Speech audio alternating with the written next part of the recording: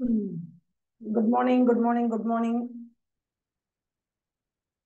Happy morning, happy morning, good morning. Sai Maithili, good morning. Thiagu, good morning. Shiva Shankari, good morning. Ellarku good morning. Okay, va? So this is supposed to be a good morning now. There's no doubt about it. Ellarkume good morning. So I've been waiting for this day for a very long time. And this time, நம்ம வந்து படிக்கும் போது நான் உங்களுக்கு already நான் share பண்ண மாதிரியே தான் இந்த வாட்டி நம்ம படிக்கும் போது ரொம்ப ஃபோக்கஸ்டா நம்ம படிக்க போறோம். More focus on exam point of view. Exam point of வியூல நம்ம ஒரு சாப்டர் எப்படி டீல் பண்ணணும், எப்படி வந்து அதை கத்துக்கணும் அப்படிங்கறத நம்ம கண்டிப்பா இந்த வாட்டி நம்ம வந்து செமையா பார்க்க போறோம். ஓகேவா? ஐ ஹோப் எல்லாரும் ஜாயின் பண்ணிட்டீங்களா? Shall we start? So I tell you ஒரு சின்ன ஓரியன்டேஷன் மாதிரி பார்க்கலாம். ஓகேவா? ஓரியன்டேஷன் இந்த சென்ஸ் இப்போ வந்து ஸோ இன்னைக்கு டே நம்பர் 1 இல்லையா? ஸோ இன்னைக்கு டே நம்பர் 1ல நம்ம என்ன பண்ண போறோம் அப்படின்னா, I'll give you an orientation where நீங்க வந்து ஆடிட் எப்படி படிக்கணும் அது ஒன்று. And then we're also going to talk about ஜென்ரலாகவே வந்து என்ன மாதிரி ஸ்பீட் நம்ம வந்து எடுத்துக்கலாம் கிளாஸ்க்கு. C also I want to know நம்மள எத்தனை பேர் வந்து தட் இஸ் நம்ம இப்போ அட்டன் பண்றீங்க இல்லையா, இவங்கள எத்தனை பேர் மேம் இதுதான் எனக்கு ஃபர்ஸ்ட் டைம், நான் இதான் ஃபர்ஸ்ட் ஆடிட் கிளாஸ்ன்னே நான் உட்காடுறேன் அப்படிங்கிறவங்க மட்டும் எனக்கு கொஞ்சம் சாட்ல சொல்லுங்களேன். I'm just sitting for the first time in audit class. எனக்கு இது வரைக்கும் ஆடிட்ல ஆனா அவனா கூட எனக்கு தெரியாது, this is the first time அப்படிங்கிறவங்க மட்டும் சும்மா ஒரு மெசேஜ் போடுங்க. எஸ் மேம், மீ மேம் அந்த மாதிரி தான் மெசேஜ் போடுங்க. Because that's very important. இல்லை மேம் நான் ஆல்ரெடி படிச்சிருக்கேன் but still I'm not comfortable, ஏதோ சொல்லுவாங்க சில வார்த்தைகள்லாம் கேள்விப்பட்டிருக்கேன். அபிஷேக், கயல்வழி எல்லாம் புதுசு சிட்டிங் ஃபர்ஸ்ட் டைம் என்னோட class. Super super super. Okay, நிறைய பேர் ஃபர்ஸ்ட் டைம் கிளாஸ். சூப்பர். ஓகேப்பா. பிகாஸ் இந்த புரிதல் நமக்கு வேணும். ஏன்னா ஆல்ரெடி நான் நிறைய வாட்டி நான் கிளாஸ்லாம் அட்டன் பண்ணியிருக்கேன் மேம், அதனால எனக்கு புரியவே இல்லை. அதனால தான் நான் வந்து இந்த கிளாஸ்க்கு ஆக்சுவலி வந்தேன். ஸோ எனக்கு வந்து ஜஸ்ட் ஒரு ஒரு மெருகேற்றுற மாதிரி தான் வேணும் அப்படின்ற மாதிரி மெஜாரிட்டி க்ரௌட் இருந்துச்சுன்னா நம்ம அதுக்கேற்ற மாதிரி ஹேண்டில் பண்ணுவோம். இல்லை மேம் இதான் என்னோட ஃபர்ஸ்ட் டைம், நான் வந்து என்னோட சிஏ இன்டர்மீடியட் உங்களை நம்பி தான் ஒப்படைச்சிருக்கேன், உங்ககிட்ட தான் நான் ஃபர்ஸ்ட் டைம் கிளாஸ் படிக்கிறேன் அப்படின்னு இருக்கும்போது நான் அதுக்கேற்ற மாதிரி கொஞ்சம் மெஜாரிட்டியை வச்சு நம்ம வந்து கொஞ்சம் அதுக்கேற்ற மாதிரி புல் பண்ணலாம் அப்படின்னு தான். ஓகேவா? ஸோ இங்கே வந்து எனக்கு தெரிஞ்ச நிறைய பேர் வந்து this is your first time. எனக்கு வந்து ரொம்ப ஹாப்பியா இருக்கு ஆக்சுவலி, ரொம்ப ஹாப்பியா இருக்கு நிஜமாவே வந்து I'm very happy about this. ஓகேவா? ஸோ ஓகேப்பா. இல்லை நம்ம வந்து என்னன்னா when it comes to auditing நான் சொல்றேன் ஃபர்ஸ்ட் வந்து நான் என்ன சொல்ல ட்ரை பண்றேன்னா, ஆடிட்டை பொறுத்த அளவுல இங்கிலீஷ்ல தான் இருக்கும். ஆனா நமக்கு வந்து அது புரியவே புரியாது. ஏன் புரியாது அப்படின்னா ஆடிட்க்குன்னு ஒரு ஸ்லாங் ஒரு லாங்குவேஜ் அந்த மாதிரி இருக்கும். நம்ம நார்மல் இங்கிலீஷ் படிக்கிற மாதிரி அது சட்டு நம்மளால படிச்சிட முடியாது. அது ஒரு ப்ராப்ளம் இருக்கு ஆடிட்ல. ரெண்டாவது என்ன அப்படின்னா, நம்ம பிசினஸ் லா கூட கொஞ்சம் ஈஸியா படிச்சிடலாம். பிகாஸ் பிசினஸ் லா கூட நமக்கு லாங்குவேஜ் ஆசன் கொஞ்சம் ஈஸியா இருக்க மாதிரி இருக்கும். பட் ஆடிட் கம்ப்ளீட்டா அதுக்குன்னு ஒரு செட் ஆஃப் ஒரு 100-150 வேர்ட்ஸை நம்ம கத்துக்கிட்டோம்னா அதுக்கப்புறம் ஆடிட்டை நம்மளால ஈஸியா புரிஞ்சுக்க முடியும். அது எனக்கு தெரிஞ்சு ஆடிட் படிக்கும் போது கொஞ்சம் நமக்கு எஃபோர்ட் கூடுதலா நம்ம போடுற மாதிரி இருக்கும். அதர்வைஸ் நான் ஃபர்ஸ்ட் நெகட்டிவ்ஸ் எல்லாம் சொல்லிடுறேன். நெகட்டிவ்ஸ் நீங்க பாத்தீங்கன்னு வச்சுக்கோங்களேன், கான்செப்ட் ரொம்ப ஈஸியா இருக்கும், அதுல வந்து புரியறதுக்கு ஒண்ணுமே இருக்காது. பிகாஸ் காமன் சென்ஸ் தானே. ஒருத்தர் பிசினஸ் பண்றாங்க, ஒரு பிசினஸ் பண்ணும்போது ஃபார் எக்ஸாம்பிள் ஒரு பெரிய கம்பெனி ரன் பண்றாங்க அப்படின்னா அந்த கம்பெனில வந்து என்ன பண்ணுவாங்க, ஷேர் ஹோல்டர்ஸோட பணம் இன்வால்வ் ஆயிருக்கும். அப்படி இன்வால்வ் ஆகும்போது என்ன பண்ணுவாங்க, ஒரு ஒரு 500 கோடி 600 கோடி இன்வால்வ் ஆகுற ஒரு கம்பெனில அந்த 500 crores கட்டி பாதுகாக்க வேண்டிய பொறுப்பு யாருக்கு இருக்கும்னா போர்ட் ஆஃப் டைரக்டர்ஸ்க்கு தான் இருக்கும். ஓகேவா? போர்ட் ஆஃப் டைரக்டர்ஸ் தான் அந்த பொறுப்பு இருக்கும். இப்போ என்ன ஆயிடும்னா பொறுப்பு அவங்க கிட்ட கொடுத்தாச்சு, 500 கோடி அவங்க தான் வந்து மேனேஜ் பண்ண போறாங்க. வாட் இஃப் அப்படிங்கிற ஒரு விஷயம் இருக்குல்ல, வாட் இஃப் இந்த போர்ட் ஆஃப் டைரக்டர்ஸ் 500 கோடியை பத்திரமா கையாளலைன்னா என்ன பண்றது? What if they are not handling it properly? What if they are misusing it? What if they are abusing the power? இந்த மாதிரி சில கொஸ்டின்ஸ் வரும். அப்போ வந்து என்ன பண்றாங்க அப்படின்னா, பணம் போட்டு ஷேர் ஹோல்டர்ஸ் இருக்காங்கல்ல, அவங்க வந்து ஒரு டென்டிஸ்டா இருப்பாங்க, நார்மல் ஒரு டாக்டரா இருப்பாங்க, ஒரு இன்ஜினியரா இருப்பாங்க, ஒரு ஹோம் மேக்கரா இருப்பாங்க. இவங்களாம் என்ன பண்ணுவாங்க, அவங்க கிட்ட இருக்கக்கூடிய ஹார்ட் ஏர்ன்டு மணி, கஷ்டப்பட்டு சம்பாதிச்சு பணத்தை எடுத்து ஒரு ஷேர் வாங்குறாங்க. இந்த ஷேர் ஹோல்டர்ஸ் எல்லாருக்கும் தினம் காலையில எழுந்த உடனே 9 o'clock எழுந்து அவங்களுக்கு ஆஃபீஸ் போற வேலை இருக்கும். அவங்க டெய்லி காலையில நான் ஹெச்டிஎஃப்சில இன்வெஸ்ட் பண்ணியிருக்கேன், ஓகே ஹெச்டிஎஃப்சில இன்னைக்கு என்ன பண்றாங்க அப்படிலாம் சொல்லி எடுத்து பார்க்கலாம் உங்களுக்கு டைம் இருக்காது. So basically these people are share holders who have invested in companies அவ்வளவுதான். பட் ஸ்டில் இப்போ நீங்க பாத்தீங்கன்னா இவங்களோட பணம்லாம் இட்ஸ் வெரி இம்பார்ட்டன்ட்ல. இவங்க எல்லாரும் குட்டி குட்டியா ஒவ்வொருத்தரும் 5,000 6,000 அந்த மாதிரி இன்வெஸ்ட் பண்ணி தான் அது 500 கோடியில் நிற்குது. ஸோ இந்த 500 crores வந்து சேஃப் கார்டு பண்ண வேண்டிய பொறுப்பு வந்து இப்போ போர்ட் ஆஃப் டைரக்டர்ஸ் தான் இருக்கு. இப்போ என்ன ப்ராப்ளம்னா போர்ட் ஆஃப் டைரக்டர்ஸ் அவங்களோட வேலையை அவங்க சரிவர செய்யலைன்னா என்ன நடக்கும் தெரியுமா? உள்ள இருக்கிற பணம் வந்து கரெக்டா ஹேண்டில் பண்ணாம விட்டுட்டாங்கன்னா பணம் மிஸ்யூஸ் செய்யப்படும், மிஸ் அப்ளை செய்யப்படும். மிஸ் அப்ளிகேஷன் அப்படின்னா என்ன பர்பஸ்க்காக நம்ம செலவு பண்ணணுமோ அந்த பர்பஸ்க்காக செலவு பண்ணாம போர்ட் ஆஃப் டைரக்டர்ஸோட பர்சனல் பெனிஃபிட்காக கூட தே வில் ஸ்பெண்ட் இட். இந்த மாதிரி சுச்சுவேஷன் நடக்கும்போது யாருக்கு இதனால லாஸ் அப்படின்னு கேட்டீங்கன்னா ஷேர் ஹோல்டர்ஸ் தான். Shareholders and promoter as well. So இப்போ இதுக்காக என்ன பண்றாங்க, வருஷத்துல ஒரு தடவை இல்ல ரொம்ப காமன் சென்ஸ்ல வருஷத்துல ஒரு தடவை என்ன பண்ண போறோம், ஒரு ஆடிட்டரை கூப்பிடுவோம். கூப்பிட்டு கணக்கு வழக்கெல்லாம் கரெக்டா இருக்கான்னு பார்க்க போறாங்க, அவ்வளவுதான். ஸோ இப்போ ஆடிட்டர் உள்ள போறது எதுக்காக? வெதர் ஃபினான்ஷியல் ஸ்டேட்மெண்ட்ஸ் நம்ம சொல்லுவோம். ஃபினான்ஷியல் ஸ்டேட்மெண்ட்ஸ்னா என்ன?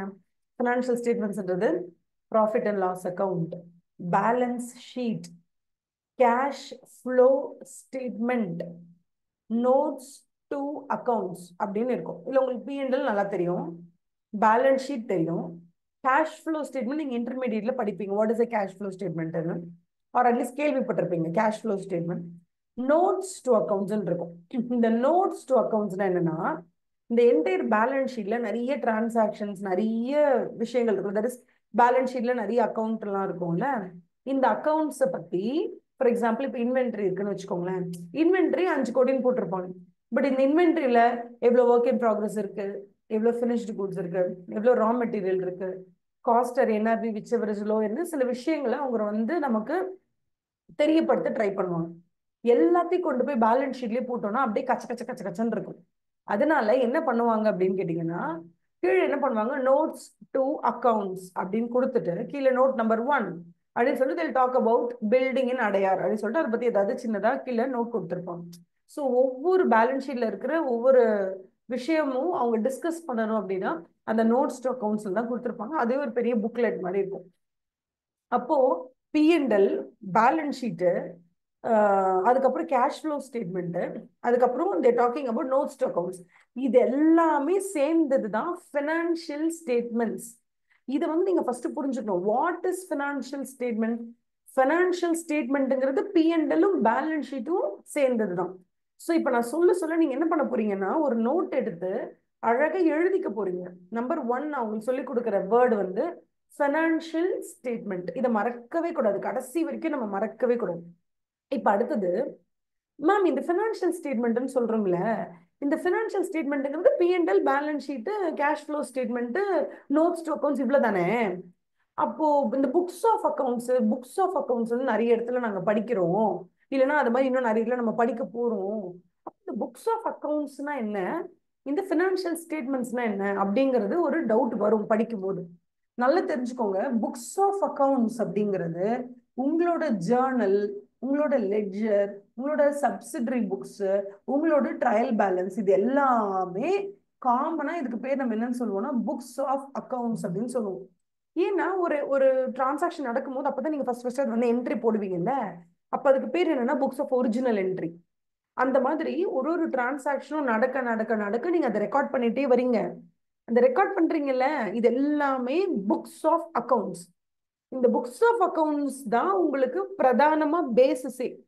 இத பேஸா வச்சு நீங்க என்ன பண்ணுவீங்க, 1 இயரோட எண்டுல, ஒரு வருஷத்தோட எண்டுல இது எல்லாத்தையும் அப்படியே கொண்டு வந்து ரிசல்ட் காமிப்பீங்க P&L, பேலன்ஸ் ஷீட்ல. அப்ப P&L அண்ட் பேலன்ஸ் ஷீட்ங்கிறது financial statement. It is a statement.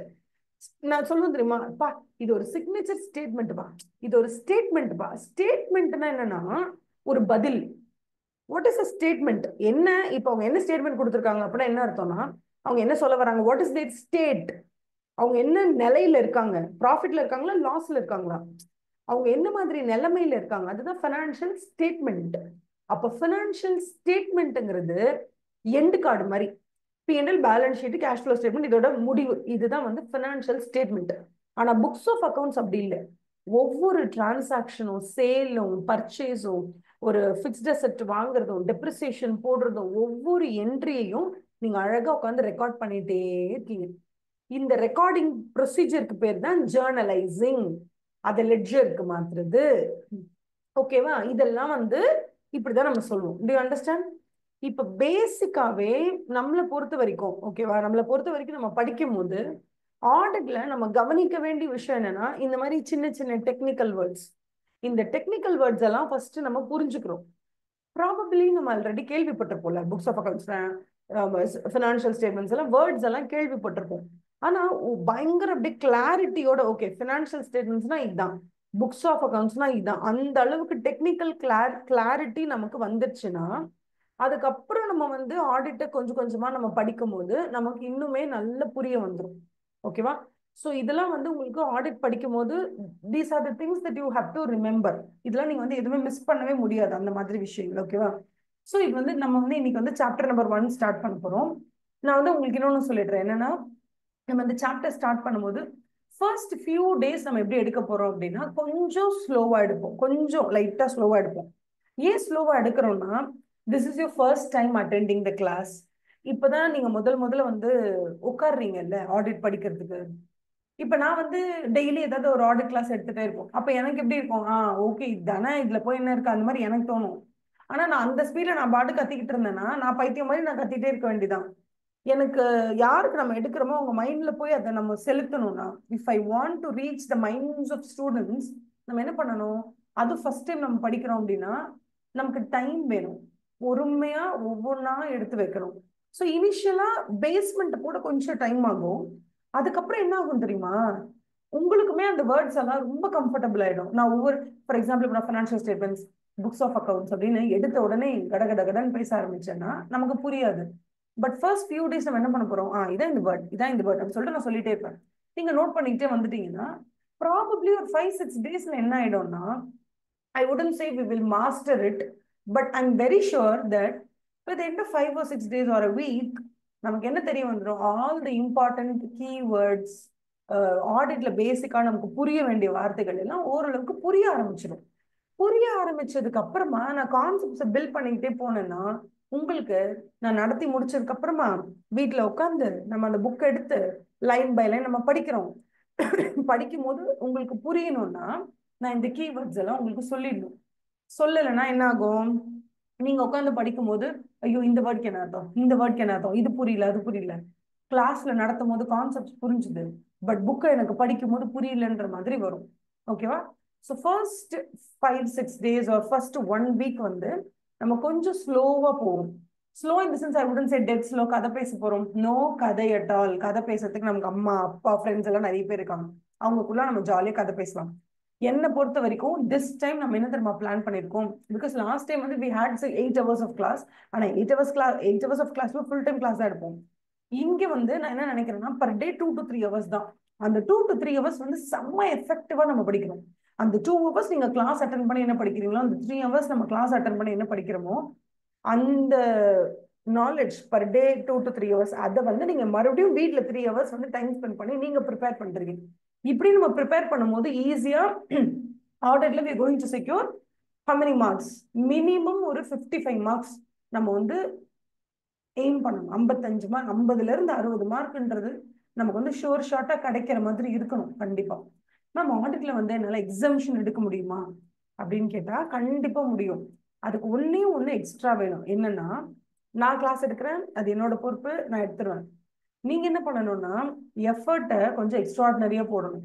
இப்ப நான் இன்னைக்கு ஒரு டாபிக் எடுக்கிறேன்னா அந்த டாபிக்கை நீங்க ஃபுல்லா ஒரு தடவை படிச்சு பார்த்துட்டு பாஸ்ட் 10 years ஒரு கொஸ்டின் பேப்பர்ஸ் எடுத்து வச்சு பாஸ்ட் 10 years அந்த சாப்டர் நம்பர் 1ல என்னென்ன கொஸ்டின்ஸ் வந்திருக்கு அந்த கொஸ்டின்ஸ் எடுத்து வச்சு பார்த்துட்டு, ஓகே 40 பேஜஸ் இருக்குப்பா சாப்டர் நம்பர் 1, 41 பேஜஸ் இருக்கு.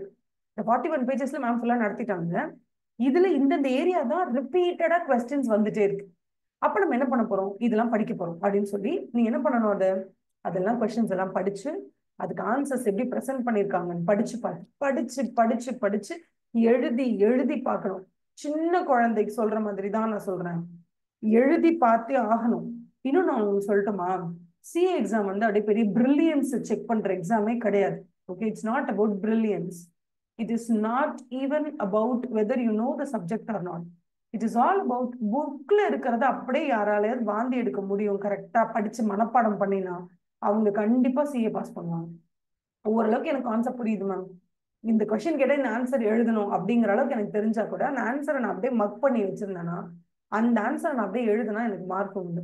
ஏன்னா மெயின் எக்ஸாம்ல நம்ம சொல்ற மாதிரி இந்த பேப்பர்லாம் நீங்க வந்து செக் பண்றதுக்குள்ள போடும்போது அவங்க எக்ஸ்பெக்ட் பண்ற அந்த கீவேர்ட்ஸ் அந்த ஆடிட்டிங் லாங்குவேஜ்ல அந்த ஃபார்மேட்ல ஒரு வார்த்தை கூட விடாம அப்படியே அந்த 2-3 பேராகிராஃபை நீங்க ரீப்ரொடியூஸ் பண்ணிருக்கீங்க மெயின் பேப்பர்லன்னா உங்களுக்கு மார்க் உண்டு. இல்லைன்னா நமக்கு மார்க் இல்லை. இதுதான் வந்து பிட்டர் ட்ரூத். யாருமே வந்து நமக்கு நம்ம போயிட்டு அங்க ஒரு கான்செப்ட் நமக்கு புரியுது, ஓ இந்த ஸ்டூடெண்ட்க்கு புரியுதா இல்லையா பார்க்க போறாங்க. நார்மல் லாங்குவேஜா இருந்தா கூட பரவாயில்ல, but whether he has understood the concept அப்படி பார்த்து யாரும் திருத்த போறது இல்லை. கீவேர்ட்ஸ் இந்த எக்ஸாம்ல இவ்வளவு, ஃபார் எக்ஸாம்பிள் ஒரு 5 மார்க்ஸ்க்கு ஒரு தியரி கொஸ்டின் இருக்குன்னு வச்சுக்கோங்க. அந்த 5 மார்க்குக்கு நீங்க 2 பேராகிராஃப் அப்படியே அச்சடிச்சாப்புல எழுதுனா தான் மார்க். ஓகேவா? அச்சடிச்ச மாதிரி ஒரு 80% நீங்க அதை ரீப்ரொடியூஸ் பண்ணணும். இருக்கிற ஆன்சர் அப்படியே ரீப்ரொடியூஸ் பண்ணணும். இப்ப இதுல என்னன்னா யார் படிச்சுட்டு ரீப்ரொடியூஸ் பண்றா, யார் அப்படியே ஓரளவுக்கு புரியுது பட் ஸ்டில் நான் அப்படியே நல்ல மக்கப் பண்ணுவேன் மக்கப் பண்ணி ரீப்ரொடியூஸ் பண்றான்னு தெய்வத்துக்கு தான் தெரியும், யாருக்கும் தெரியாது. இப்ப இது வந்து இதெல்லாம் நான் ஏன் ஏன் இதெல்லாம் நான் சொல்லிட்டு இருக்கேன்னா ஃபர்ஸ்ட் எடுத்த நெகட்டிவ்ஸ் நம்ம தெரிஞ்சுக்கிறது நமக்கு ரொம்ப நல்லது. ஓகேவா? ஒரு ஜேர்னி ஸ்டார்ட் பண்ண போறோம், எங்கெங்க பள்ளம் இருக்குன்னு தெரியறது தான் ரொம்ப முக்கியம். எங்கெங்கெல்லாம் வந்து கார்டன் வியூ இருக்கும், எங்கெங்க ஓஷன் வியூ இருக்கும், எங்கெங்கெல்லாம் பிளஸ் இருக்கும் நமக்கு தெரியலன்னா கூட பிரச்சனை இல்லை. நம்ம போற வழியில அதை பார்க்காம ஒன்றும் போயிட்டு போறது இல்லை, அதை பார்க்காம போயிட்டுலாம் ஒன்றும் ப்ராப்ளம் இல்லை. பட் பள்ளம் இருந்து நமக்கு தெரியலன்னு வச்சுக்கோங்களேன், நீங்க என்ன நாளைக்கு திட்டுவீங்க எக்ஸாம்ல உட்காந்துட்டு, ஏதாவது சொன்னாங்களே பாரு அப்படின்னு நீங்க என்ன திட்டுவீங்க. நீங்க திட்டுறது இல்லை, எனக்கே ரொம்ப கஷ்டமா இருக்கும். ஸோ ஃபர்ஸ்ட் நான் சொல்ல ட்ரை பண்றது ஒரு ஜேர்னில எங்கெங்கெல்லாம் பள்ளம் இருக்கும், பள்ளம் இருக்குமா, கண்டிப்பா இருக்கும். ஓகேவா?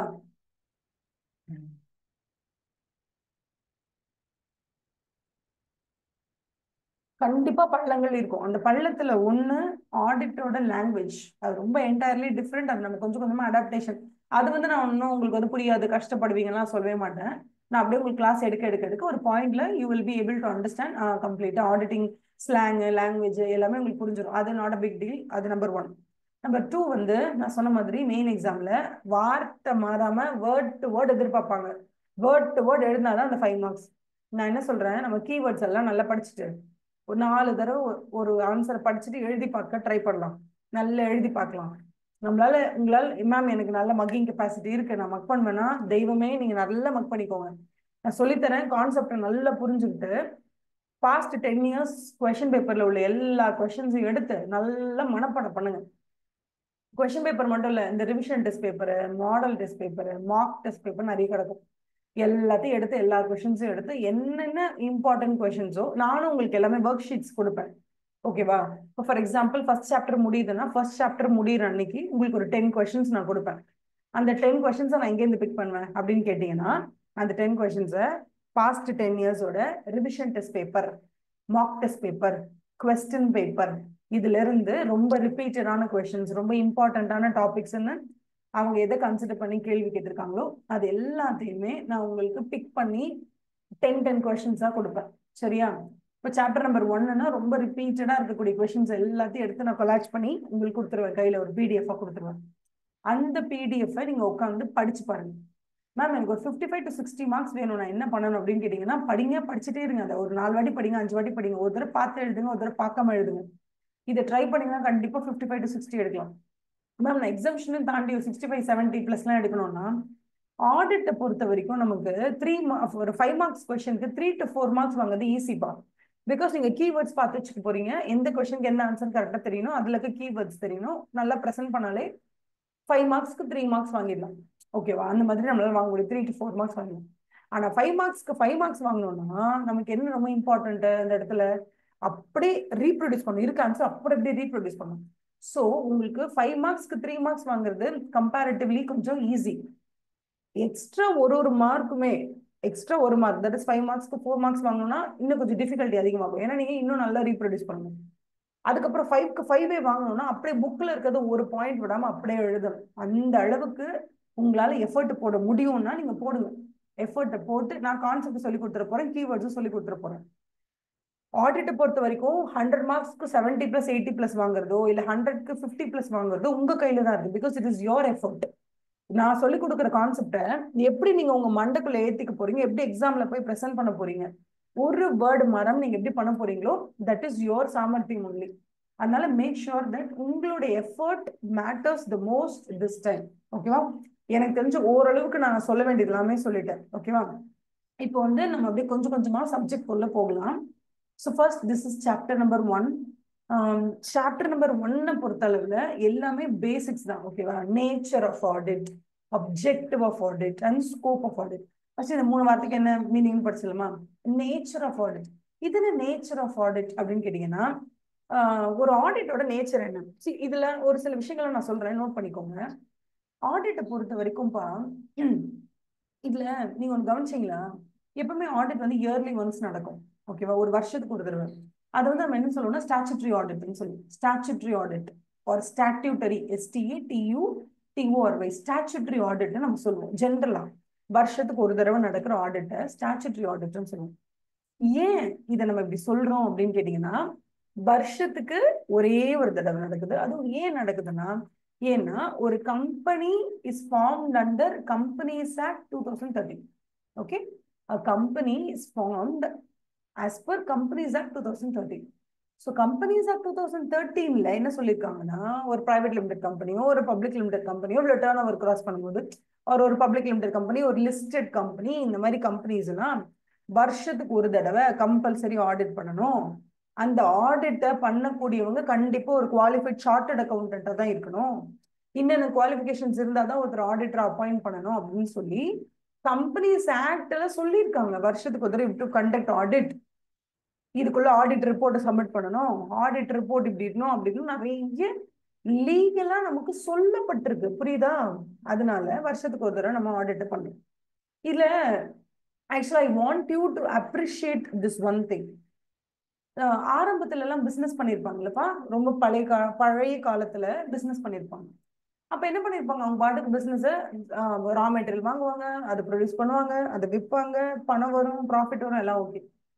ஆனா யாரோ ஒருத்தரோட மைண்ட்ல தோணி இருக்கு பாருங்களேன், ஒரு வருஷத்துக்கு ஒரு தடவை நம்ம வந்து என்ன பண்ணலாம், பினான்சியல் ஸ்டேட்மெண்ட்ஸ் ரெடி பண்ணலாம், இல்ல 6 மாசத்துக்கு ஒரு தடவை பினான்சியல் ஸ்டேட்மெண்ட்ஸ் ரெடி பண்றோம் அப்படின்ற ஒரு விஷயம் இருக்குல்ல. தட் இஸ், இப்ப டே நம்பர் 1 ஸ்டார்ட் ஆகுதுன்னா, டே நம்பர் 1ல நான் என்ன பண்றேன், என்னோட பிசினஸ் ஸ்டார்ட் பண்றேன். அப்ப எவ்ரி 365 டேஸ்க்கு ஒரு தடவை எவ்வளவு, அந்த 365 டேஸ்க்குள்ள நீங்க எவ்வளவு பர்ச்சேஸ் பண்ணிருக்கீங்க, அந்த 365 நாளுக்குள்ள எவ்வளவு சேல் பண்ணிருக்கீங்க, இவ்வளவு சேல் பண்ணிருக்கீங்க, இவ்வளவு பர்ச்சேஸ் பண்ணிருக்கீங்க, பர்ச்சேஸை விட சேல்ஸ் இவ்வளவு அதிகமா இருக்கு, அப்ப இதான் ப்ராஃபிட். இதை கண்டுபிடிக்கிறது இருக்குல்ல, இதுக்கு பேர் வந்து க்ளோசிங் ஸ்டேட்மெண்ட் நான் நினைப்பேன். ஏன்னா 1 இயருக்கு டோட்டல் சேல்ஸ் எவ்வளோ, 1 இயருக்கு டோட்டல் பர்ச்சேஸ் எவ்வளோ, 1 இயருக்கு டோட்டல் எவ்வளவு சேலரி பே பண்ணிருக்கீங்க உங்க லேபரர்ஸ்க்கு, 1 இயருக்கு நீங்க எவ்வளவு இன்கம் ஏர்ன் பண்ணிருக்கீங்க. இந்த ஒரு வருஷம்ன்ற அந்த கட் ஆஃப் வைக்கிறாங்க தெரியுமா? அதாவது ஏப்ரல் 1ல இருந்து மார்ச் 31 வரைக்கும் இந்த 12 மாசத்துக்கு பேரு தான் ஒரு பினான்சியல் இயர் அப்படின்னு சொல்லி கொண்டு வந்து வச்சு, இந்த 12 மாசத்துல நடக்கிறது தான் நம்ம என்ன பண்றோம், total purchases. Total purchases, total சேல்ஸ்ன்றதுக்கு மீனிங் எப்படிப்பா கிடைக்குது? ஏன்னா இந்த total purchases, total sales, total expenditure, total income, ஓகேவா, இந்த டோட்டல் அப்படிங்கிறது இந்த 12 மாசத்துக்கு நடக்கும் போது தானே.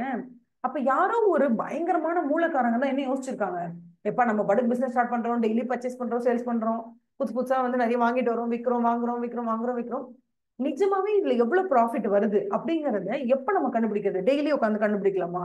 வேண்டாம், அது வந்து அந்த அளவுக்கு வர்த்தாவே இருக்காது. டெய்லி இதை உட்காந்து கண்டுபிடிச்சிட்டு இருந்தா அப்புறம் யார் பிசினஸ் பாக்குறது? மாசத்துக்கு ஒர்க் பண்ணுவோமா? பண்ணலாம், ஒன்றும் பிரச்சனை இல்லை. பட் அப்பெல்லாம் மேனுவலி தானே இருந்தது, மேனுவலா தான் பண்ணணும். அப்போ மாசத்துக்கு ஒரு தடவை உட்காந்து எல்லா சேல்ஸ் என்ட்ரி, எல்லா பர்ச்சேஸ் என்ட்ரியும் கொலாச் பண்றதுக்கு ரொம்ப டைம் ஆகும். அதனால அவங்க என்ன நினைச்சாங்க, 6 மாசத்துக்கு ஒரு தடவையோ இல்ல ஒரு வருஷத்துக்கு ஒரு தடவையோ கணக்கு எல்லாத்தையும் க்ளோஸ் பண்ணி திருப்பி அடுத்த வருஷத்துக்கு புது கணக்கு ஓபன் பண்றாங்க. லைக் கணக்கெல்லாம் க்ளோஸ் பண்ணி எவ்வளவு ப்ராஃபிட், எவ்வளவு எக்ஸ்பென்சஸ் எல்லாம் பார்த்துட்டு அதுக்கப்புறமா அடுத்த வருஷத்தை ஓபன் பண்ணும். இது அவ்வளவு அழகான கான்செப்ட். இதை அப்ரிஷியேட் பண்ண ட்ரை பண்ணுங்கன்னு நான் சொல்றேன். ஓகேவா? இப்போ நான் சொல்லும் போது சில பேருக்கு வந்து தோணும், மேம் ஆமா இல்ல செம்ம இல்ல மேம் இது அப்படின்னு கூட தோணும். சில பேருக்கு இதுல போய் என்ன இருக்கு, வருஷத்துக்கு ஒரு தடவை ப்ராஃபிட் லாஸ் கண்டுபிடிக்கிறாங்க, இதுல என்ன பெரிய விஷயம் இருக்கு அப்படின்னு கூட தோணும். ஆனா நல்லா புரிஞ்சுக்கோங்க, இந்த வருஷத்துக்கு ஒரு தடவை நம்ம எல்லாத்தையும் க்ளோஸ் பண்ணிட்டு எவ்வளவு ப்ராஃபிட் இருக்கு, எவ்வளவு லாஸ் இருக்கு, எவ்வளவு என்னன்றதை பார்த்துட்டு பேலன்ஸ் ஷீட் கிரியேட் பண்ணிட்டு அடுத்த வருஷத்தை எல்லாத்தையும் புதுசா ஓப்பனிங் பேலன்ஸ் கொண்டு போலாம் அப்படிங்கிற அந்த கான்செப்ட் வந்து ரொம்ப ஸ்பெஷல் கான்செப்ட். கௌட்டில்யா அர்த்தசாஸ்திரா புக்கெல்லாம் எழுதும் போது இந்த கான்செப்ட் கொண்டு வந்தாராம். இந்த மாதிரி வருஷத்துக்கு ஒரு எல்லாத்தையும் க்ளோஸ் பண்ணிட்டு ஓப்பன் பண்ணலாம் அந்த மாதிரிலாம். அது அவ்வளோ அழகான கான்செப்ட். ஏன்னா அந்த இதுல நீங்க பாத்தீங்கன்னா கட் ஆஃப் டேட்னு ஒண்ணு இருக்குல்ல. கட் ஆஃப்னா என்னது, ஒரு பெரிய நூல் இருக்கு, நடுவில் டப்புன்னு கட் பண்றீங்க, அதான் கட் ஆஃப். அப்போ அவங்க என்ன பண்றாங்க, இந்த கட் ஆஃப்குள்ள என்ன நடக்குதுன்னு நம்ம பார்ப்போமே, இதுதான் இந்த கட் ஆஃப். இந்த இந்த கட் ஆஃப் டேட்டுக்கு முன்னாடி என்ன நடந்திருக்கோ அதை ஃபர்ஸ்ட் கன்சால்டேட் பண்ணும். அதை ஃபர்ஸ்ட் என்ன க்ளோசிங் ஸ்டேட்மெண்ட்னு பார்ப்போம், அதுக்கப்புறம் நம்ம ப்ரொசீட் பண்ணுவோம். இப்ப இதுல இன்னொரு விஷயம் நான் சொல்றேன், உங்க மண்டைக்குள்ள நல்லா வாங்கிக்கோங்க, இது ரொம்ப இம்பார்ட்டன்ட். இதை வந்து நீங்க மறந்துடவே கூடாது. ஓகேவா? இட்ஸ் வெரி வெரி வெரி இம்பார்ட்டன்டான ஒரு விஷயம். ஆடிட்டை பொறுத்த அளவுல எந்த ஆடிட்டருமே கம்பெனிக்கு ஆடிட்க்கு போகும்போது இந்த கம்பெனிக்குள்ள ஏதோ ஒரு ஃப்ராட் நடந்திருக்கு, ஏதோ ஒரு எரர் நடந்திருக்கா, நான் கண்டுபிடிக்க போறேன் அப்படின்னு நினைச்சு உள்ள போவாங்கன்னு நீங்க நினைக்கிறீங்களா? போகவே மாட்டாங்க. ஏன்னா எவ்ரி இயர் ஆடிட் நம்ம பண்ணணும். As per companies act 2013 statutory ஆடிட்ங்கிறது எவ்ரி இயர் பண்ண வேண்டிய ஒரு விஷயம். ஸோ ஆடிட் பண்றாங்க அப்படின்னா இட் டஸ் நாட் மீன் உள்ள ஏதோ ஃப்ராட் நடந்திருக்கு, உள்ள ஏதோ எரர் நடந்திருக்கு, உள்ள ஏதோ பிரச்சனை இருக்கு, அதனாலதான் ஆடிட் பண்றாங்கன்னு அர்த்தம் கிடையாது. என்டையர் கம்பெனியோட 500 கோடியை ஒரு போர்ட் ஆஃப் டைரக்டர்ஸ் நம்பி நம்ம உள்ள மேனேஜ்மெண்ட்டை நம்பி விட்டுட்டு வந்திருக்கோம். தவறுகள் நடக்கிறதுக்கான வாய்ப்பு அங்க ரொம்ப அதிகம். ஓகேவா? அப்படி வாய்ப்புகள் ரொம்ப அதிகமா இருக்கக்கூடிய சூழ்நிலையில வெளியில இருந்து ஒரு ஆடிட்னு ஒண்ணு நடக்கும் பொழுது அது அவங்களுக்கு ஒரு பயத்தை கிரியேட் பண்ணும். வருஷத்தோட எண்ணில் ஆடிட் வருவார், எதுனாலும் கண்டுபிடிச்சிருவாரு, நம்ம இதை பண்ணக்கூடாதுன்னு. அது அவங்களுக்கு என்னவா இருக்கும், ஒரு தவறு செய்ய தூண்டாம இருக்கும். அட்லீஸ்ட் ஓகே, ஆடிட்டர் வந்து எப்படி கண்டுபிடிச்சிருவாரு, எதுக்கு மாட்டிக்கணும், நம்ம நம்ம ஒழுங்கா இருக்கலாம் அப்படின்னு அவங்கள ஒழுங்குமுறைப்படுத்துறதுக்கு இது ஒரு சின்ன டூல். அதனால நம்ம ஆடிட் பண்றோம். சோ ஆடிட்டர் உள்ள போகும்போது எந்த மனப்பாங்கோட போவார்? What is the mind set of the auditor when he enters to the client's place? ஒரு என்டிட்டி, ENTITY சொல்லுவோம், என்டிட்டிக்குள்ள நீங்க போறீங்க. ஆடிட்ல என்டிட்டின்னு நம்ம சொல்லுவோம், எல்லாரையுமே என்டிட்டின்னு தான் சொல்லுவோம். நீங்க ஒரு பார்ட்னர்ஷிப் ஃபார்ம் ஆடிட் பண்ண போனாலும் சரி, இல்ல நீங்க ஒரு கம்பெனி ஆடிட் பண்ண போனாலும் சரி, ஒரு சோல் ப்ரொப்ரைட்டர் ஆடிட் பண்ண போனாலும் சரி, எல்லாரையுமே நம்ம காமனா என்னன்னு சொல்லுவோம், என்டிட்டின்னு சொல்லுவோம். அப்ப என்டிட்டினா யாரு? ஆடிட்டரோட கிளையண்ட், அவங்க தான் என்டிட்டி. ஓகேவா? அவங்க தான் என்டிட்டி. ஸோ இப்போ வந்து ஒரே நிமிஷம், இப்போ நான் உங்களுக்கு சொல்லிட்டு இருக்கிறது நேச்சர் பத்தி சொல்லிட்டு இருக்கேன். அதுல I'm going to talk to you about one thing called as scepticism பத்தி நான் உங்ககிட்ட சொல்ல போறேன். பட் நான் இது சொல்லும் போதே உங்களுக்கு இன்னும் 2-3 விஷயம் சொல்லணும்னு நினைக்கிறேன் இந்த இடத்துல. ஒண்ணு வந்து என்டிட்டி, இன்னொன்னு ஃபர்ம்னா என்னன்னு நான் உங்களுக்கு சொல்லணும்னு நினைச்சேன். அதுக்கப்புறம் என்கேஜ்மெண்ட் பார்ட்னர்னா என்னன்னு சொல்லணும்னு நினைச்சேன். அதே மாதிரி என்கேஜ்மெண்ட் குவாலிட்டி கண்ட்ரோல் ரிவ்யூவர்னா என்ன சொல்லணும்னு நினைச்சேன். ஸோ நான் திடீர்னு அப்படியே இந்த 2, 3, 4க்கு போயிட்டேன்னா அந்த 1 விட்டுருவேன். அதனாலதான் நான் ஜஸ்ட் மார்க் பண்ணிட்டேன். இப்போ நான் உங்களுக்கு சொல்றேன். இப்போ நான் உங்களுக்கு சொன்னேன் இல்லையா, என்டிட்டினா யாரு? என்டிட்டி அப்படிங்கிறது நம்ம கிளையண்டோட பேர் அளவு. அந்த கிளையண்ட் வந்து கம்பெனியா இருக்கலாம், பார்ட்னர்ஷிப் ஃபார்ம் வரலாம், யாரா வேணா இருக்கலாம். ஆடிட்டர் உள்ள போறாரு, ஆடிட் பண்ண என்ன மைண்ட் செட்ல போவாரு? உள்ள ஒரு ஃப்ராட் நடந்திருக்கு போல, அதனால தான் நம்மளை கூப்பிட்டுருக்காங்க, நம்ம போய் ஆடிட் பண்ணுவோம் அப்படிங்கிற மைண்ட் செட்ல போவாரா? போக மாட்டார். அவர் எந்த மைண்ட் செட்ல உள்ள போவார்னா, இயர்லி ஒன்ஸ் ஆடிட் நடக்குது, நான் உள்ள போறேன். நான் ஏன் போறேன் அப்படின்னா, உள்ள வந்து board of directors are managing everything. The management is seeing through everything. இந்த இடத்துல மிஸ்டேக்ஸ் பண்றதுக்கு ட்ரிகர் நிறைய இருக்கு. நிறைய மணி அபேஸ் பண்றதுக்கு, பவர் அபியூஸ் பண்றதுக்கு, ஃபண்ட் எல்லாம் மிஸ்அப்ளிகேஷன் பண்றதுக்குலாம் நிறைய வாய்ப்பு இருக்கு. அந்த வாய்ப்பை அவங்க ஏதாவது யூஸ் பண்ணிட்டாங்களோ அப்படின்ற ஒரு பயத்துல கம்பெனி என்ன பண்ணுது, ஷேர் ஹோல்டர்ஸ் என்ன பண்றாங்க, ஆடிட்டர் நீங்க போய் விட்டு பாருங்கன்னு சொல்லி அனுப்புறாங்க. நம்ம உள்ள போகும்போது நம்ம என்ன மைண்ட் செட்ல போறோம்னா, இங்க ஃப்ராட் நடந்திருக்குன்ற மைண்ட் செட்ல நம்ம போகல. ஆனா வெளுத்ததெல்லாம் பால், ஒரு பிரச்சனையும் இல்லை அப்படின்னு நீங்க நம்ப கூடாது. உள்ள போகும்போது ஒரு ஜேர்னலா இருக்கலாம், லெட்ஜரா இருக்கலாம், ட்ரையல் பேலன்ஸ் இருக்கலாம், பேலன்ஸ் ஷீட் இருக்கலாம், P&L இருக்கலாம், எனி புக்ஸ் ஆஃப் அக்கவுண்ட்ஸ் நீங்க எடுத்து பாக்குறீங்க. Books of account, journal, ledger, subsidiary books, trial balance எல்லாமே புக்ஸ் ஆஃப் அக்கௌண்ட் தான். Financial statements P&L balance sheet. இதுல நீங்க எல்லாத்தையும் எடுத்து பாக்குறீங்க, எல்லாத்தையும் எடுத்து செக் பண்றீங்க. உள்ள போய் அந்த கம்பெனில ஒர்க் பண்றவங்க எல்லாரையும் இன்கொயரி பண்ணுவீங்க, எல்லாமே பண்ணுவீங்க. இதெல்லாம் என்னன்னா ஆடிட். ஆடிட் பண்ணும்போது what is your mind set? The mindset of the auditor is, இததான் நான் சொல்ல போறேன், நல்லா கவனிச்சுக்கோங்க. என்னன்னா professional skepticism. professional skepticism. ஏன் சொல்றேன், ஏன் professional skepticismன்ற வேர்ட் இவ்வளவு அழுத்தி சொல்றேன்? ஏன்னா ஒரு ஆடிட்டர் ஆடிட் பண்ணும்போது மெயின்டைன் பண்ண வேண்டிய மைண்ட் செட் வந்து ப்ரொஃபஷனல் ஸ்கெப்டிசிசம். மேம் என்ன மேம் ஸ்கெப்டிசிசம்னா என்ன, ஸ்கெப்டிக்கல்னா என்ன? நம்ம ஸ்கெலிட்டன் தானே கேள்விப்பட்டிருக்கோம். எக்ஸ்கியூஸ் மீ, தண்ணி மட்டும் குடிச்சிட்டு வந்துடுறேன். ஒரு 4-5 டேஸா செம காஃப்.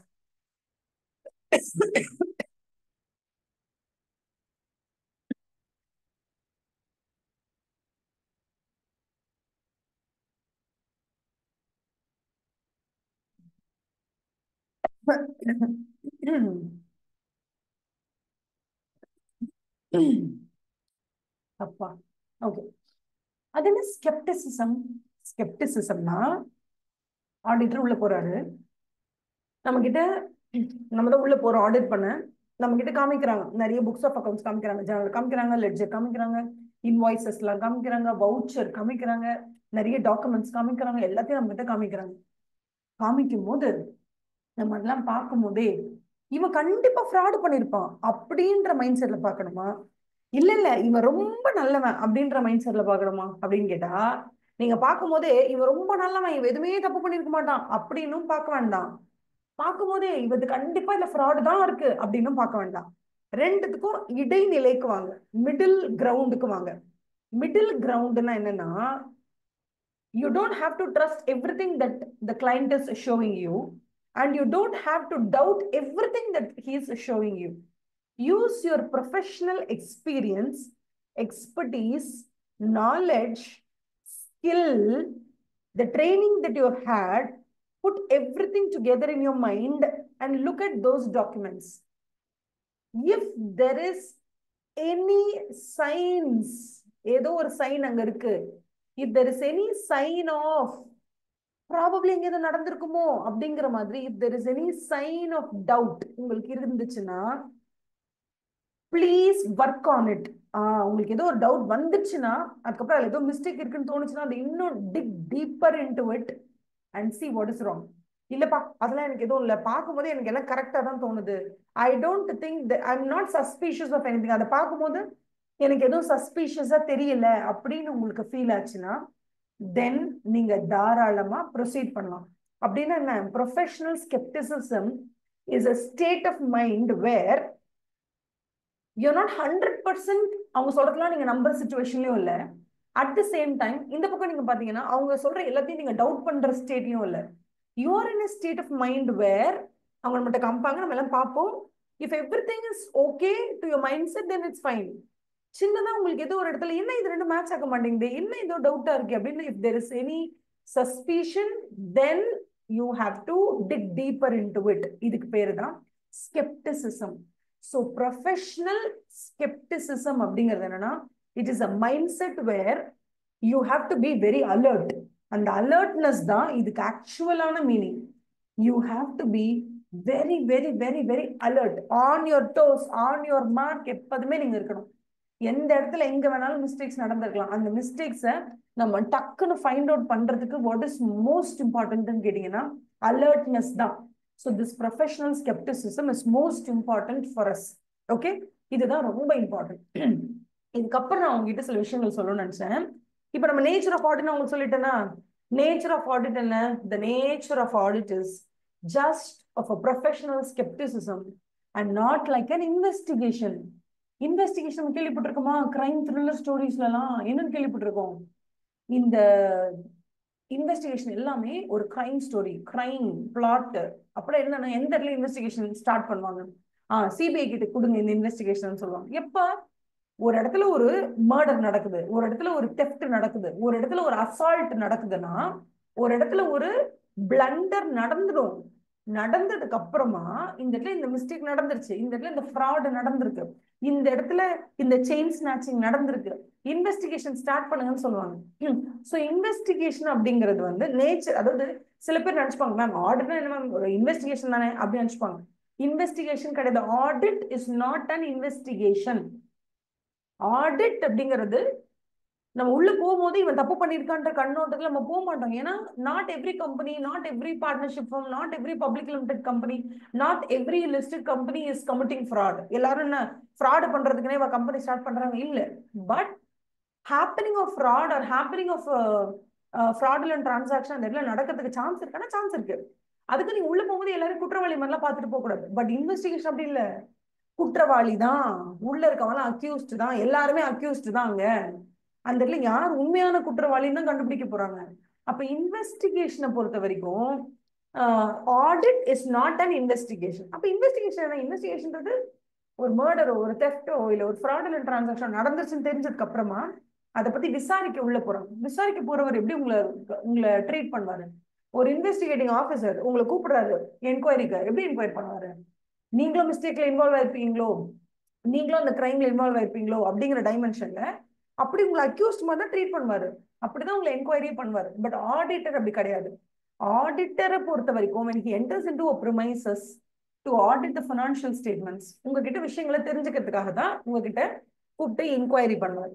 INQUIRY இன்கொயரி பண்ணுவார். உங்ககிட்ட விஷயங்களை தெரிஞ்சுக்கிறதுக்காக உங்ககிட்ட டாக்குமெண்ட்ஸை வாங்கி இன்ஸ்பெக்ஷன் பண்ணுவார், பாப்பார். இல்ல டாக்குமெண்ட்ஸ் வாங்கி பாப்பார். நீங்க ஏதாவது ஒர்க் பண்ணிட்டு இருக்கீங்கன்னா அதை அப்படியே நின்று அப்சர்வ் பண்ணுவார். ஆக்சுவலி அப்படியே அப்சர்வ் பண்ணுவாங்க, அப்சர்வேஷன். இதெல்லாம் ஆடிட்டிங் ப்ரொசீஜர்ஸ், ஆடிட்டிங் டெக்னிக்ஸ். இதெல்லாம் பேசிக் ஆடிட் ப்ரொசீஜர்ஸ் என்ன தெரியுமா? ஆடிட் வந்து ஜஸ்ட் அப்சர்வ் பண்ணுவாங்க, அப்சர்வேஷன். நம்பர் 2, அவருக்கு ஏதாவது டவுட்ஸ் இருந்துச்சுன்னா கூப்பிட்டு கேட்பார், இதே இப்படி பண்றீங்க, இதே அப்படி நடக்குது, இல்ல என்ன இது என்ன ப்ராசஸ் அப்படின்னு புரிஞ்சுக்க ட்ரை பண்ணுவார். பிகாஸ் ஒன்ஸ் ஒரு கம்பெனியை பத்தின, தட் இஸ் ஒரு என்டிட்டி பத்தின understanding of the entity and its environment.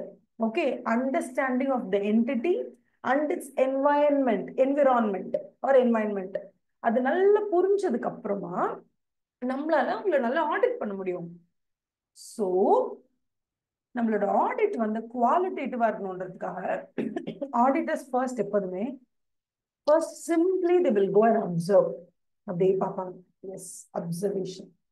Number 2, ஏதாவது புரியலன்னா கூப்பிட்டு அவங்களோட ஒர்க்கிங் ப்ராசஸ் இருக்குல்ல, அந்த ப்ராசஸை தெரிஞ்சுக்க ட்ரை பண்ணுவாங்க. ஸோ தே வில் இன்கொயர், கேட்பாங்க, கேட்டு பேசி தெரிஞ்சுப்பாங்க. That is called as enquiry. அதுக்கப்புறம் ஏதோ டாக்குமெண்ட்ஸ் செக் பண்ணுவாங்க. டாக்குமெண்ட்ஸ் எடுத்துட்டு வாங்க, ஜேர்னல் எடுத்துட்டு வாங்க, லெட்ஜர் எடுத்துட்டு வாங்க, கேஷ் புக் எடுத்துட்டு வாங்க. திருவான்மியூர்ல உங்களுக்கு ஒரு ப்ராப்பர்ட்டி இருக்காம இந்த கம்பெனிக்கு, அந்த ப்ராப்பர்ட்டியோட டாக்குமெண்ட்ஸ் எடுத்துட்டு வாங்க அப்படின்னு ஒவ்வொரு டாக்குமெண்ட்டையும் கேட்டு வாங்கி பார்ப்பாங்க. அதுக்கு பேரு இன்ஸ்பெக்ஷன். நல்லா ஞாபகம் வச்சுக்கோங்க, நான் சொல்ற ஒவ்வொரு வார்த்தையுமே ஆடிட்ல ஒவ்வொரு கொஸ்டின் தான். ஓகேவா?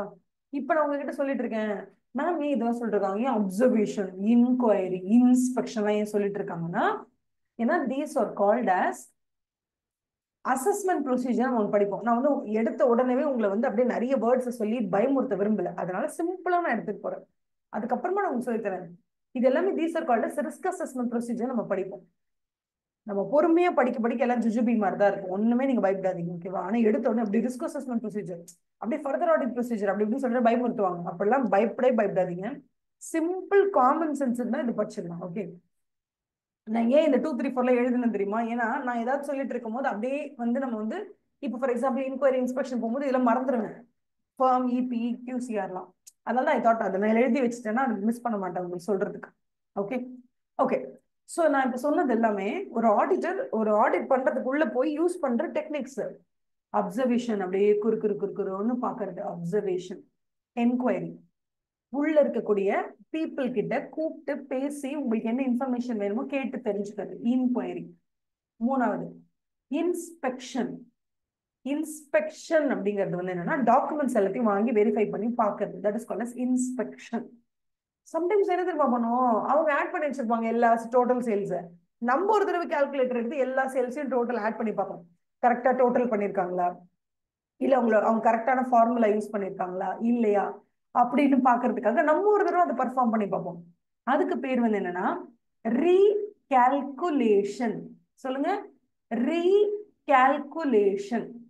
சம்டைம்ஸ் என்ன ஆகும் தெரியுமா, ஒரு இடத்துல ஒரு ஒரு ஃபார் எக்ஸாம்பிள் ஒரு பர்ச்சேஸ் நடக்குது, இல்ல யார்கிட்ட பர்ச்சேஸ் பண்ணலான்னு இவங்க எல்லாம் பேசி ஒரு வெண்டாரை சூஸ் பண்றாங்கன்னு வச்சுக்கோங்க. வெண்டார்னா நமக்கு யாரு பொருளை விற்கிறாங்களோ, ஃபார் எக்ஸாம்பிள் இப்ப நான் தான் கம்பெனின்னு வச்சுக்கோங்களேன், நான் வந்து யார்கிட்ட இருந்தாவது பொருள் வாங்குறேன், ரா மெட்டீரியல் வாங்குறேன் அப்படின்னா, நான் யார்கிட்ட இருந்து ரா மெட்டீரியல் வாங்குறேனோ அவங்க தான் எனக்கு வெண்டார், என் கம்பெனிக்கு அவங்க தான் வெண்டார்.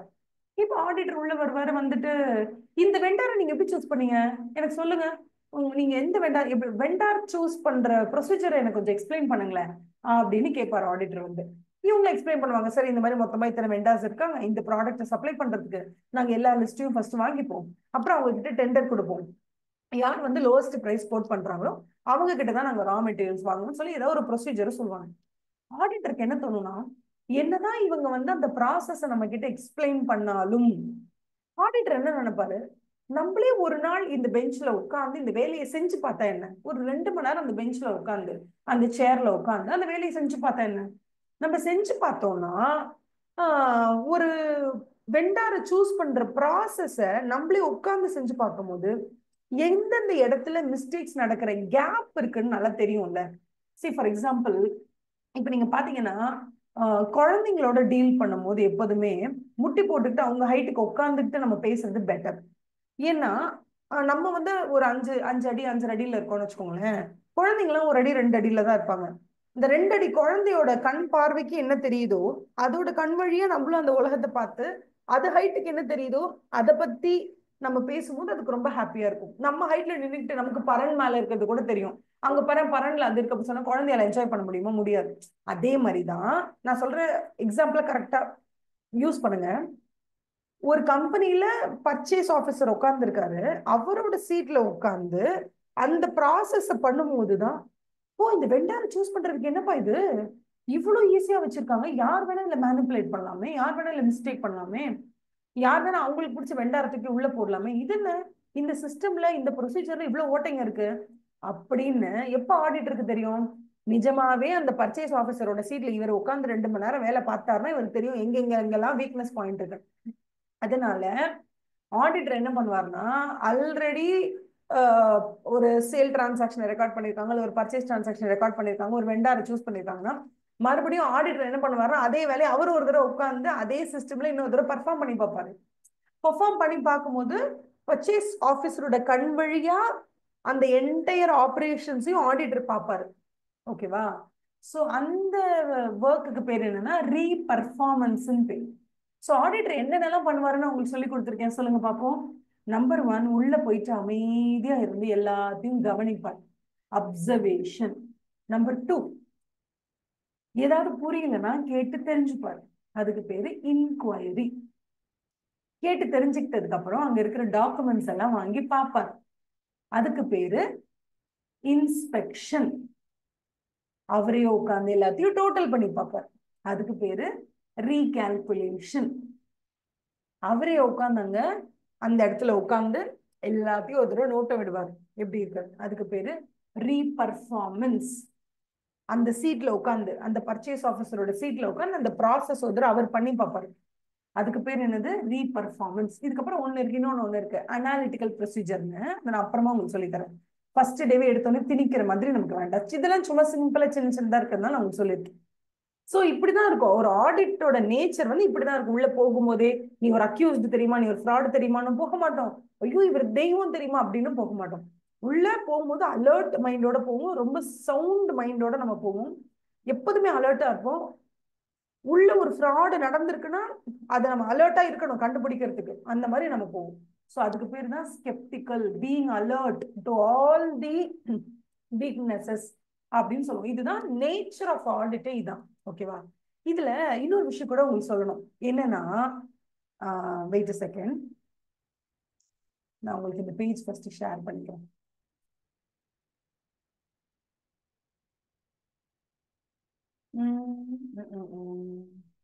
நியூ ஜேர்னல் ஸ்டார்ட் பண்ணிக்கலாமா? New Journal. Okay, chapter 1 audit.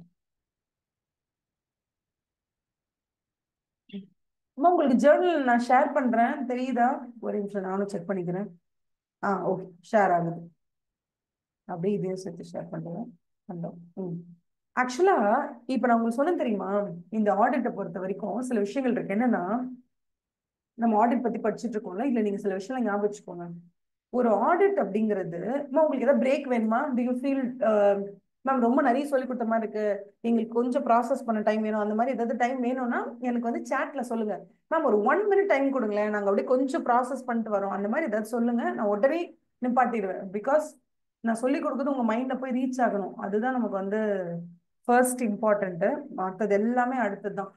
So எந்த இடத்துல உங்களுக்கு கொஞ்சம் தொய்வா இருக்கிற மாதிரி இருக்கு, கொஞ்சம் இதுவா இருக்கு மேம், லேக் அடிக்குது, லைட்டா எனக்கு ஒரு 1 minute டைம் கொடுங்க, நான் எல்லாத்தையும் ரிவைஸ் பண்ணிக்கிறேன் அப்படின்ற மாதிரி இருந்துச்சுன்னா எனக்கு உடனே சொல்லிடுங்க. ஏன்னா நான் கொஞ்சம் பொறுமையா தான் போறேன் இனிஷியல் ஸ்டேஜஸ்ல.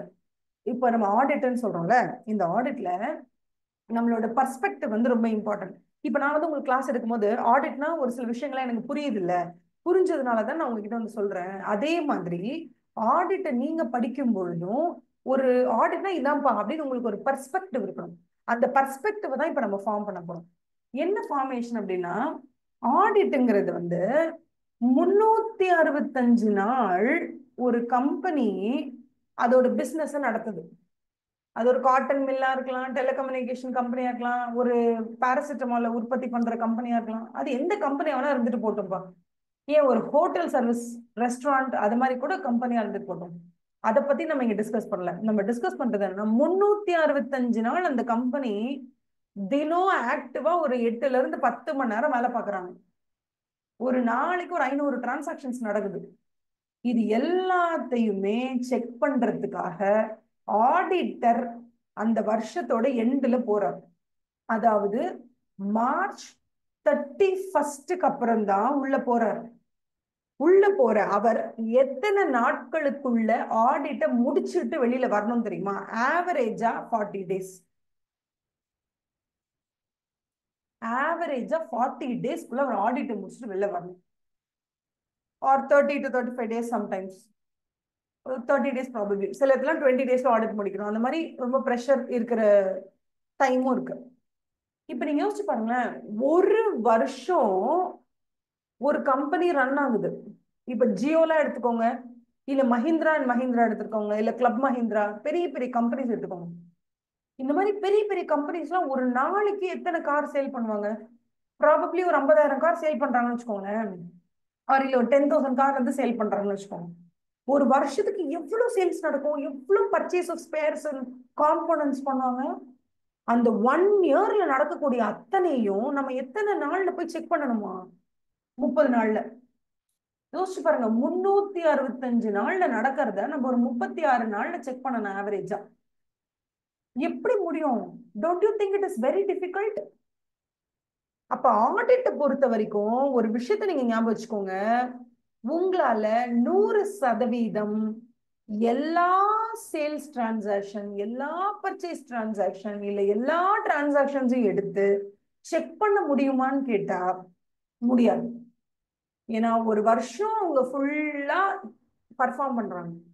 அந்த வருஷம் ஃபுல்லா பர்ஃபார்ம் பண்றதை நீங்க ஒரு 30 நாள்ல ஆடிட் பண்றீங்க. அப்ப எப்படி உங்களால 100% ஆஃப் த டிரான்சாக்ஷன்ஸ் அண்ட் ஈவெண்ட்ஸை உங்களால எப்படி செக் பண்ண முடியும்? உங்களால செக் பண்ண முடியாது. நவ் இப்ப நீங்க என்கிட்ட ஒரு கேள்வி கேட்கலாம். என்ன கேள்வி தெரியுமா? ஏன் மேம் நான் வந்து 40 daysல அதை பண்ணணும், நான் ஏன் ஆடிட்டை வந்து ஒரு 6 மாசம் பண்ணக்கூடாது அப்படின்னு நீங்க கேளுங்க, என்கிட்ட கேளுங்க. 6 மாசம் நீங்க ஆடிட் பண்ணணும்னா ஒரு வருஷம் எப்ப ஆரம்பிச்சு எப்ப முடியுது? ஏப்ரல் 1ல ஆரம்பிச்சு மார்ச் 31 முடியுது. புரியுதா? முடிச்சதுக்கு அப்புறம் நீங்க ஸ்டார்ட் பண்றீங்க ஆடிட்டர். எப்ப ஆரம்பிக்கிறீங்க? அடுத்த ஏப்ரல் 1ஆம் தேதி ஆடிட் ஆரம்பிக்கிறீங்க. ஆரம்பிச்சு நல்ல ஒரு 6 மாசம் 7 மாசம் எடுக்கிறீங்க. போன வருஷம் என்ன ப்ராஃபிட் அண்ட் லாஸ்ன்னு கம்பெனி சொல்லியிருக்காங்களோ அது கரெக்டா தப்பா, அதுல ஏதாவது மிஸ்டேக் இருக்கான்னு நீங்க கண்டுபிடிச்சு உங்க ரிப்போர்ட் கொடுக்கறதுக்கு அடுத்த வருஷத்துல 6 மாசம் ஆக்கிட்டீங்கன்னா, இன்வெஸ்டர் இல்ல ஷேர் ஹோல்டர்ஸ் போன வருஷத்தோட ஃப்ராட் ஏதோ நடந்திருக்குன்னா அதை நீங்க கண்டுபிடிச்சு ரிப்போர்ட்ல சொல்றதுக்கே 6 மாசம் ஆகிட்டீங்கன்னா அந்த 6 மாசத்துக்கு அடுத்த வருஷத்தோட 6 மாசமே முடிஞ்சிருமே. அப்ப அதுக்கு அடுத்த வருஷமும் இன்வெஸ்டர் கண்டினியூஸா அவன் பாட்டுக்கு இன்வெஸ்ட் பண்ணிக்கிட்டே இருந்தானா என்ன ஆகுறது? எல்லாத்துக்குமே ஒரு டைம் இருக்கு. ஒரு விஷயத்த நம்ம சமைச்சா கூட நம்ம என்ன சொல்றோம், இதை இத்தனை மணி நேரத்துக்குள்ள சாப்பிட்டுறணும், இதை இத்தனை நிமிஷத்துக்குள்ள குடிச்சிடணும், காஃபினா இவ்வளவு சூடாகிறதுக்குள்ள குடிச்சிடணும்னு சொல்றாங்களே. அதே மாதிரிதான் ஒரு வருஷத்துல நடந்த டிரான்சாக்ஷன்ஸை நீங்க செக் பண்ணணும்னா கண்டிப்பா நீங்க செக் பண்ண ஸ்டார்ட் பண்ண வேண்டியது மார்ச் 31 அப்புறம் தான். ஏன்னா அப்பதான் என்டையர் டிரான்சாக்ஷன் செக் பண்ண முடியும். அதுக்கு நான் 6 மாசம் 7 மாசம் 8 மாசம் நீங்க உட்காந்து பண்ணீங்கன்னா அதுக்கு பர்பஸே இருக்காது, வேஸ்ட் ஆயிடும். அது ஒரு பிரச்சனை. இன்னொன்னு, ஆடிட்டர்ஸ் அப்படிங்கிறவங்க உள்ள செக் பண்றதுக்கு வராங்கன்னா அவங்க 6 மாசம் 7 மாசம் செக் பண்ண அவங்க ரெடியா இருப்பாங்க, ஒன்றும் தப்பு இல்லை. அதுக்கேற்ற மாதிரி நீங்க ஆடிட் ஃபீஸ் கொடுக்கணும். வருஷத்துக்கு ஒரு தடவை வந்து 30 days ஆடிட் பண்ணிட்டு போகும்போதே they'll get like 7 lakhs 70 lakhs depending upon the size of the company audit fees இருக்கும். இமேஜின் 7 மாசம் கம்பெனிலேயே வந்து ஆடிட்டர் உட்காந்துட்டாரு. இப்ப என்ன ஆகும்? ஆடிட்டரும் உங்க எம்ப்ளாயிஸும் ஃப்ரெண்ட்ஸ் ஆயிடுவாங்க. கம்பெனில இருக்கிற எம்ப்ளாயிஸும் ஆடிட்டருமே ஃப்ரெண்ட் ஆயிடுவாங்க. 7 மாசம் வந்து உட்காந்து 7 மாசம் நம்ம எல்லாம் உட்காந்து ஃப்ரெண்ட்ஸா பழகிடுவோம். அதுக்கப்புறம் உள்ள ஏதாவது மிஸ்டேக்கோ ஃப்ராடோ நடந்தா கூட ஆடிட்டருக்கு என்ன தோணும், சே பாவம், ஐ நோ திஸ் ராகுல் for the past 7 months he's been a very very very hard worker. ஏதோ நடுவில் வீட்டு கஷ்டத்துக்காக ஒரு 50,000 திருடிட்டான், இதெல்லாம் ஒரு பெரிய விஷயமா அப்படின்னு ஆடிட்டர் வந்து நம்ம வெளியில இருந்து போயிருக்கிற ஆளு உள்ள இருக்கிறதெல்லாம் நம்ம பார்த்து ரிப்போர்ட் பண்ண போயிருக்கோன்றதே மறந்து உள்ள இருக்கிற எம்ப்ளாயிஸோட ஒரு ரேப்போவை கிரியேட் பண்ணி அவரும் ஒரு ஃப்ரெண்ட் ஆயிடுவார் உள்ள. அந்த அளவுக்கு நீங்க ஆடிட்டர் உள்ள இறங்கி பழக விட்டுட்டீங்கன்னா ஆடிட்டர் ரொம்ப எம்பத்தி கிரியேட் பண்ணிடுவார். எம்பத்தினா ஒருத்தரை பார்த்து ரொம்ப கரிசனம் இருக்குது, கருணை இருக்குது. ஒருத்தரை பார்த்து ஐயோ பாவம் இவங்க அப்படின்னு வெளியில இருந்து ஒரு பர்சனா பார்க்காம உள்ள அவங்களோட ஒருத்தரா மிங்கிள் ஆயிடுறது. ஸோ இந்த மாதிரி ஆடிட்டர் மாறிட்டாருன்னா எம்ப்ளாயிஸ் பண்ற தப்ப அவரும் சேர்ந்து மறைக்க தான் பார்ப்பாரே தவிர நீ பண்ணது தப்புன்னு கை காட்டி சொல்ல மாட்டார். அதனால எப்போதுமே ஆடிட்டர்னா ஒரு கெத்து இருக்கணும். கரெக்டா அந்த வருஷத்தோட எண்ட்ல ஒரு 30 நாள் உள்ள போவாங்க, போயிட்டு எல்லாரும் அடி தடால் அடி பண்ணுவாங்க, இது எடுத்துரும் அது எடுத்துரும் என்னென்ன நல்லா மிஸ்டேக்ஸ் எல்லாம் கேட்பாங்க, அழகா ரிப்போர்ட் கொடுப்பாங்க, வெளில வந்துருவாங்க. ஓகே, இது உங்களுக்கு ஈஸியா புரிய வைக்கணும்னா இப்படி சொல்லலாம். கிளாஸ்ல இப்ப நான் கிளாஸ் எடுத்துட்டு இருக்கேன்னு வச்சுக்கோங்களேன், எனக்கு உங்களை யாருன்னே தெரியல, நீங்க கிளாஸ்க்குள்ள வரீங்க, ஐ மீன் நீங்க பே பண்ணிருக்கீங்க, நீங்க ஸ்டூடெண்ட் தான், அதெல்லாம் எனக்கு தெரியும். பட் ஸ்டில் பர்சனலா எனக்கு உங்க பேரோ உங்க ஃபேமிலி பிரச்சனையோ உங்க அம்மா பத்தியோ அப்பா பத்தியோ எனக்கு எதுவும் தெரியாது. ஸோ நீங்க ஒரு கிளாஸ்க்கு ஒரு 10 minutes லேட்டா வரீங்க, நான் என்ன சொல்லுவேன் உங்களை? ஃபர்ஸ்ட் என்ன கேட்பேன், ஏன் லேட்டுன்னு கேட்பேன்.